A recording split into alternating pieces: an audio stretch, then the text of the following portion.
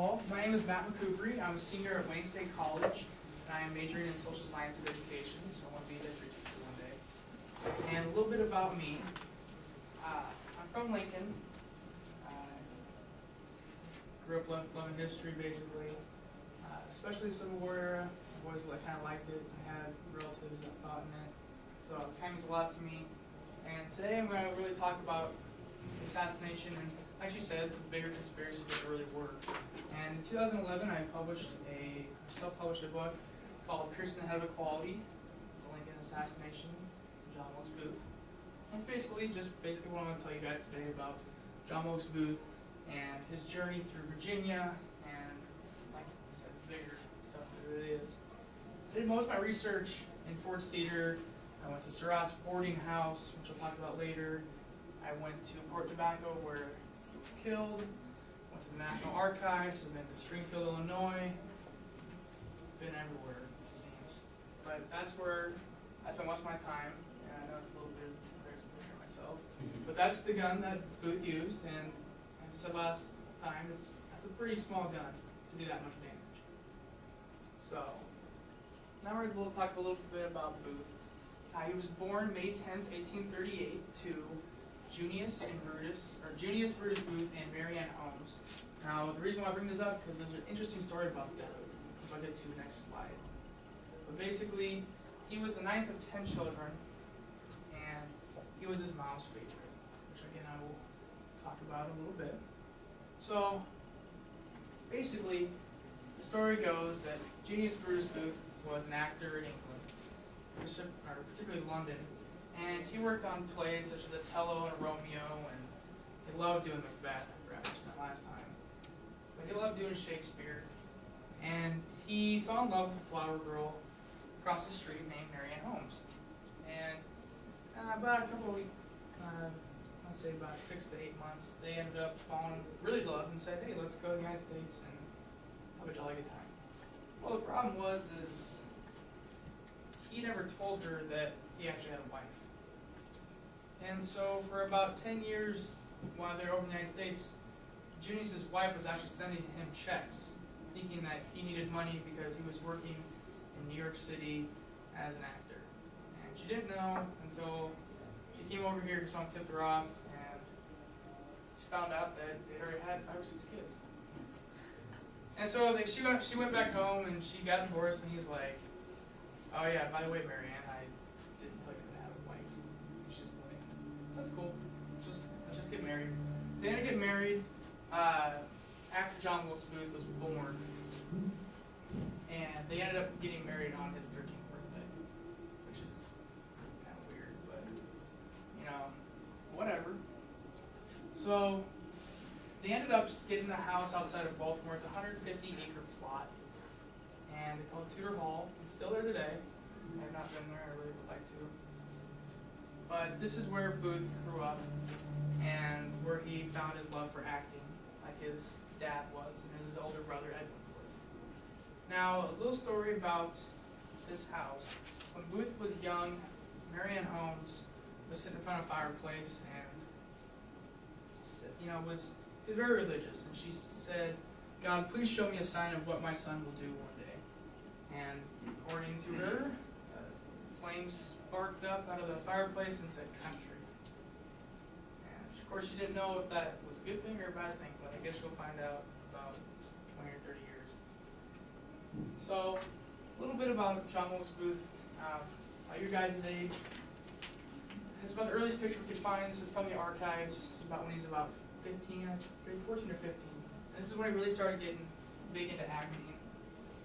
He was in love with doing Shakespeare. He knew the plays by heart. If someone was like, hey, we need to play Romeo today, he'd say, got it. He knew every line of every play. And that takes a lot of skill.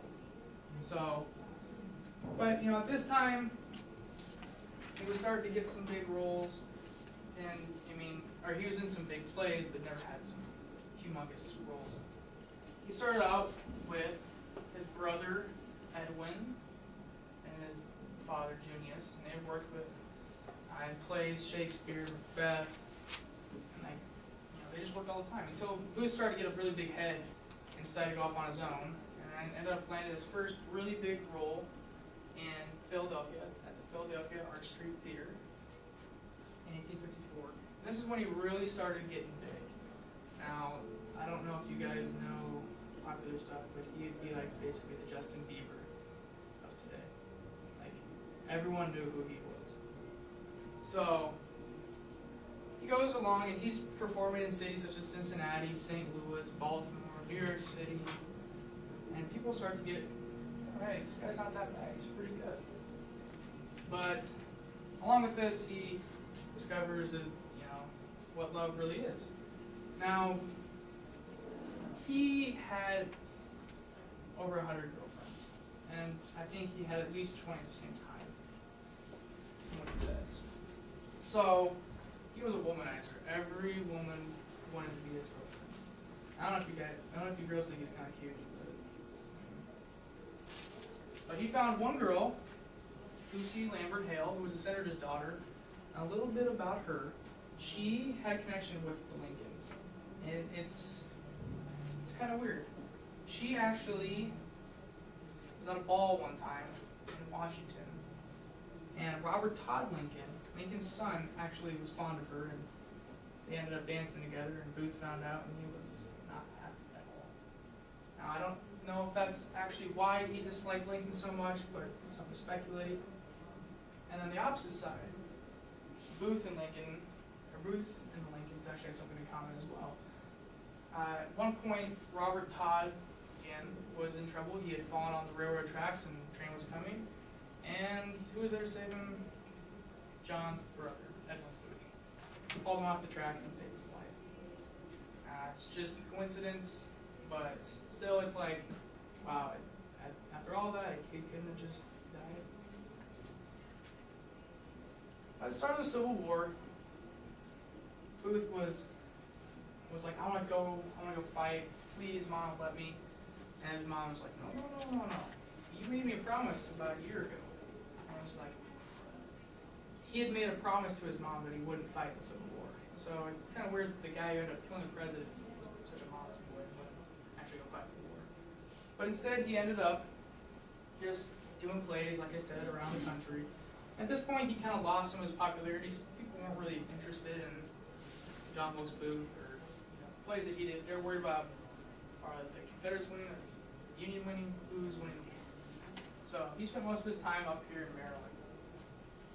But towards the end of the Civil War, when things were starting to lay down, and like I said, April 9th, when we surrendered at Maddox Courthouse, he ends up thinking of a great idea.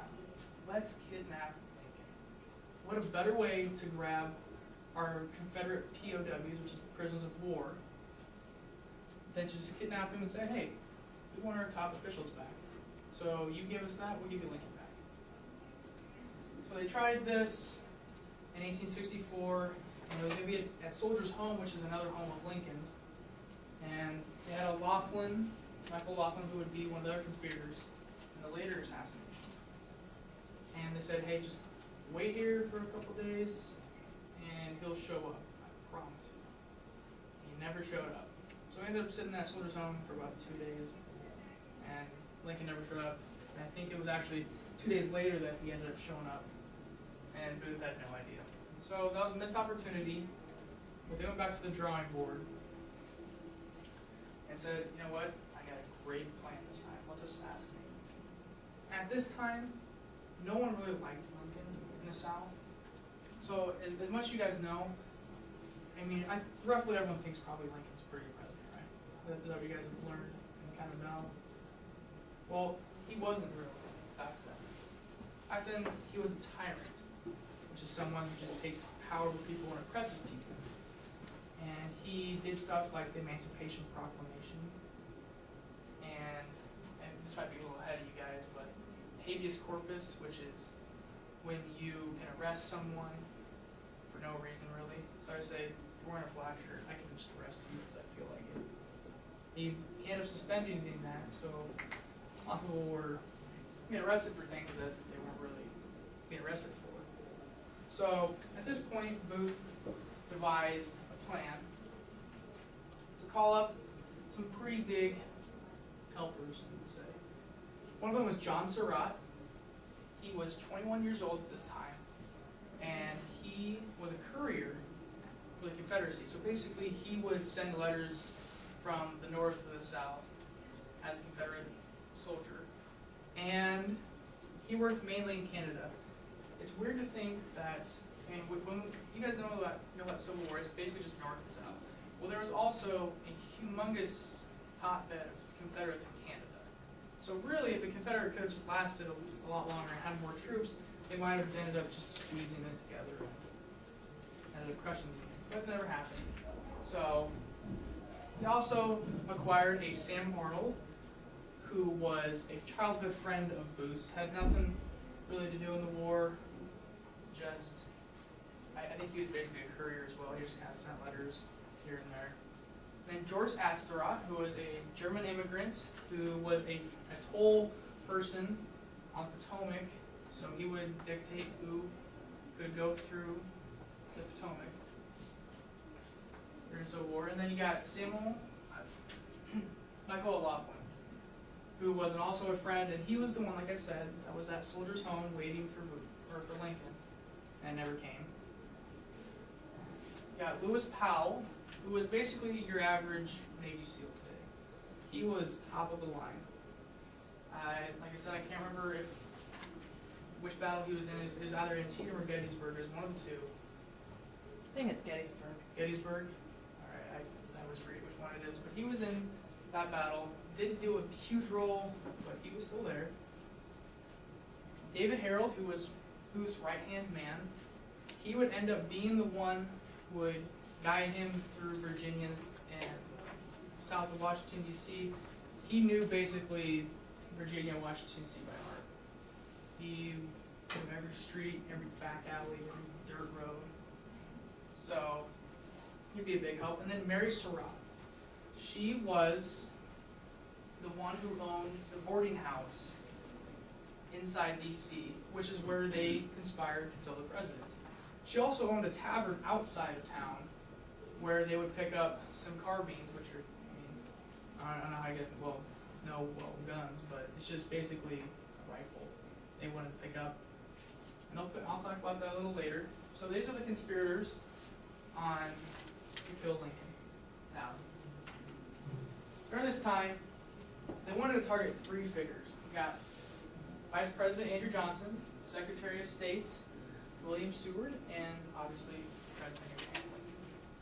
At this time, these were the top three officials in the government. So if you knocked out all these, you basically did a pretty good job. And now today, it goes President, Vice President, and Speaker of the House. Back then it was President, Vice President, Secretary of State.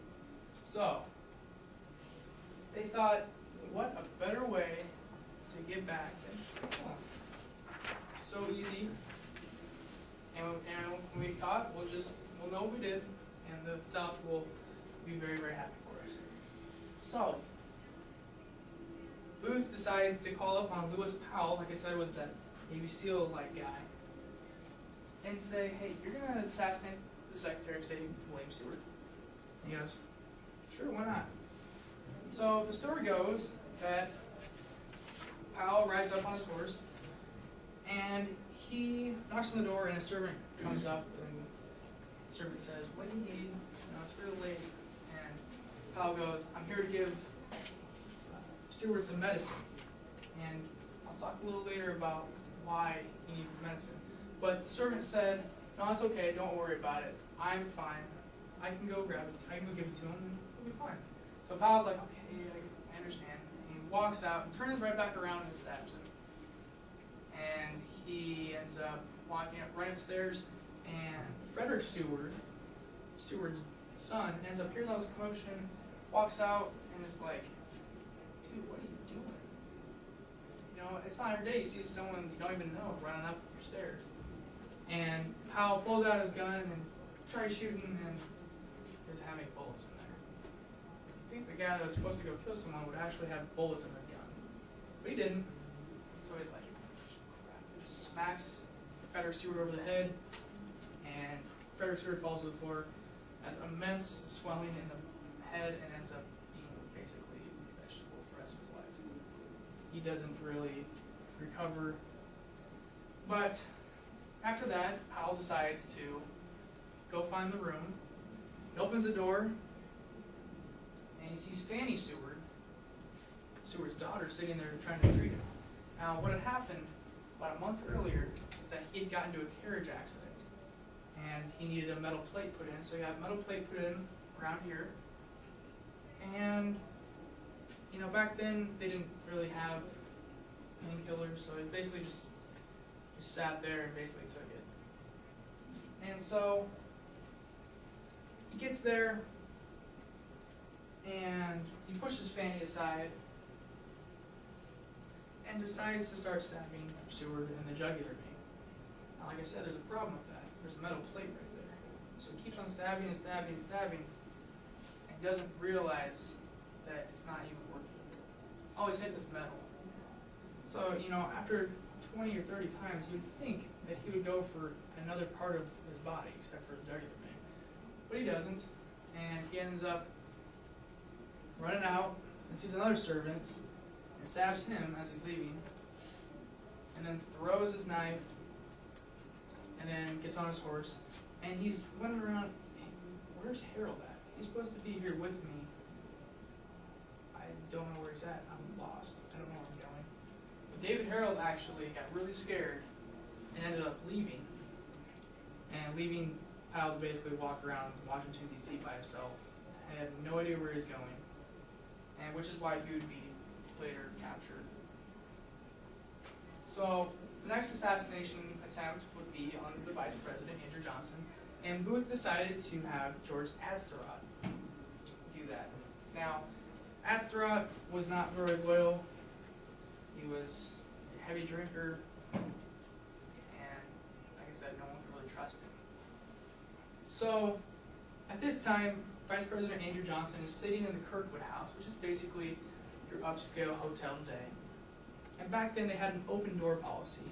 So basically I can come knock on the door and say, Mr. President, whoever, can I just have a word with you? And they say, okay. And nowadays you can barely even lift your hand without the Secret Service getting on you.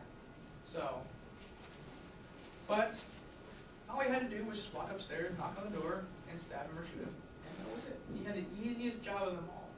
Unlike Powell, who had to go through like 5 people. So, he's sitting down at the bar, and he's thinking to himself, I don't know if I want to do this. I don't have the guts to do it. So he decides to chicken out and ends up getting drunk instead and not doing his job. That's about all it for him. He leaves, starts walking around Washington, D.C., drunk, and he ends up getting captured as well. But the big one that night was for Booth.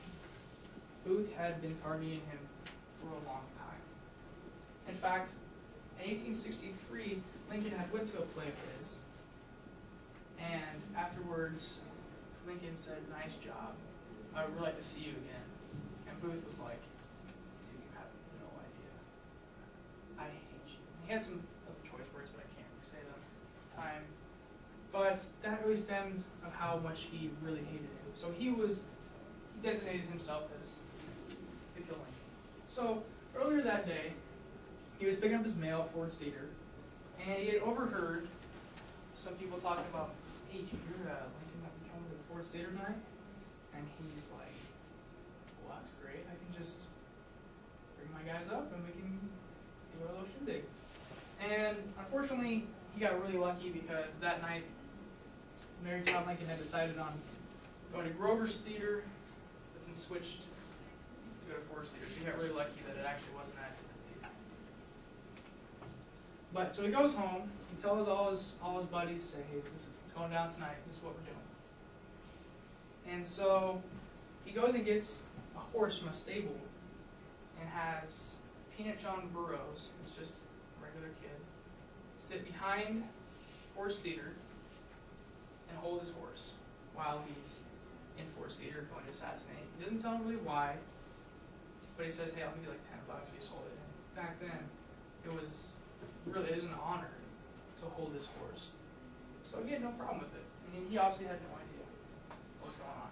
But that night, the play was Our American Cousin, which is a Great play if you ever get a chance to see it.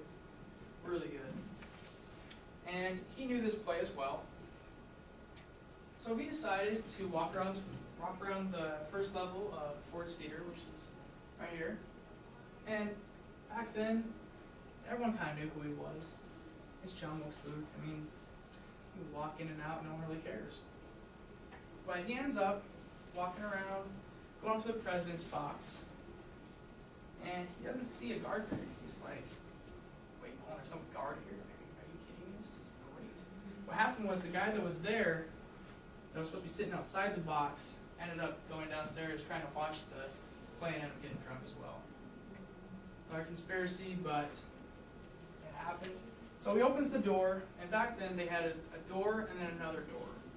So when he got in to the first door, he put a jam in it so that no one could get in or out. Now, strategically that was probably stupid because you could have just killed him and walked right on out because there was no one there. But instead he tried to go the hard way. And he ended up opening the other door after he looked through a little peephole, and he notices 4 people there. And he's like, well, I was only told there's supposed to be 2 people there. So as he kind of creeps it open, he notices a Major Rathbone, a Clara Harris, and then Veritable Lincoln and President Lincoln. And he's like, great. You know, I don't know how I'm going to be able to do this, but he ends up just walking casually up to it, and then boom. He shoots Lincoln in the back of the head. The bullet goes through the left part of his head and then ends up on the right, or right behind his right eye. He doesn't die right away. He dies the next morning. So if you can imagine that pain, probably really bad, having to suffer through that. It's about 9 hours of just laying there and having to feel it all. But the story about that is that when Lincoln was shot, no one had any idea what happened. You know, it took about 5 or 6 seconds after he had then stabbed or sliced Major Rathbone on the arm and then jumped off the 12-foot balcony, breaking his leg on the floor, that someone yelled out, "The president's been shot." And at that point, a doctor named Charles Leal ended up going up there, and might I add, he's only 23 years old, just out of medical school, and he has to care for the president. I mean, that's a pretty big deal. So, and he would end up being the one that would hold Lincoln's hand the entire night and end up seeing him die. But on to John Wilkes Booth. So he jumps off, breaks his leg. He breaks the tibia and the fibia in your leg. Those are the second and third hardest bones to break in your body besides the femur. So, you imagine that's pretty painful. But he's hobbling around the stage, and he says, "Sic semper tyrannis, the South is avenged." Basically what that means is, thus always the tyrants. And like I said, just someone who oppresses somebody, and that's what he did. Left the stage, grabs his horse from Peanut John Burroughs, and Peanut John's like, "Dude, I thought you were in the play. I mean, it's still going on, isn't it?" And before he could even realize what's happening, the booth is off. And it's going off to see Harold. They're supposed to meet outside of Washington, D.C. at one of the ferry points. And what happens is that they're running on their horses, and a man is following them. And back then, during the Civil War, they had a curfew basically. You couldn't cross the bridge and come back after 10 o'clock. And this was about 10:30, 11. So Booth and Harold meet up, and they say, "Hey, we want to cross the bridge. Can you let us through?" And the guy's like, "Well, I'm not really supposed to, but, you know, I guess if you're not coming back."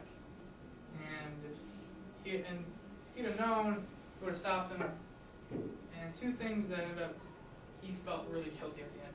2 things is, one, there was a guy chasing him, like I said. He got there 10 minutes later and was like, "Hey, did you see those 2 guys on horseback? I'm trying to find them. They, killed the president." He's like, "Okay, I haven't got any telegram yet. There's no way that could be right." And he's like, "Well, I like you cross, but you can't get back over." And he's like, "Well, I can't find them. I don't want to sit in Virginia by myself." So he decides to just turn around. 10 minutes after that, so 20 minutes after Booth and Harold cross, gets a telegram from the War Department that says, stop any two guys that are on horseback, don't let them through. And of course he's like, oh my goodness, I just let these guys go. So they end up going to Surratt's Tavern, like I said, and picking up 2 Spencer carbines and some alcohol, because back then they didn't have aspirin. It was basically just drink yourself enough until you don't feel anything. So at that point they started getting a little worried. It's like, you know, is there really anyone else on our butts? I don't know. But they ended up staying at Dr. Mudd's house the next day. Dr. Mudd was a Confederate doctor. Didn't really have much to do in the Civil War, but he did work on some patients. And he goes, oh, you know what, for any Confederate soldier, I'll treat you. And it's kind of an oath that they take, you know, I'll help anyone that's sick. And he gets them in a splint, or a brace, and then lets them stay the night. And the next day they leave. Nothing really heavy going on. And they end up going to Samuel Cox's house. And this is where they meet up with the other Confederate soldiers. And Samuel Cox says, hey, you go down here a little bit more, there's a ton of Confederate soldiers that will gladly help you. And actually the first thing that he asks for when he gets there is not food, not water, but a paper. He wants to know what he has done, and he wants to know what his other conspirators have done. And he opens it up, and it says, Lincoln Assassination. He's like, yes. And then it reads, Vice President's okay. He's like, and then Secretary of State wounded. It's like, great, I'm the only one that did it. So he's a little frustrated. He writes in his journal that he thinks that they're cowardly. And then he ends up putting it down, and they walk to these woods. Now, the reason why they had to walk is because they had to kill their horses, because they're afraid that people would hear them. Because Samuel Cox said, hey, you're going to stay in the woods for a little bit. Like, we can't get you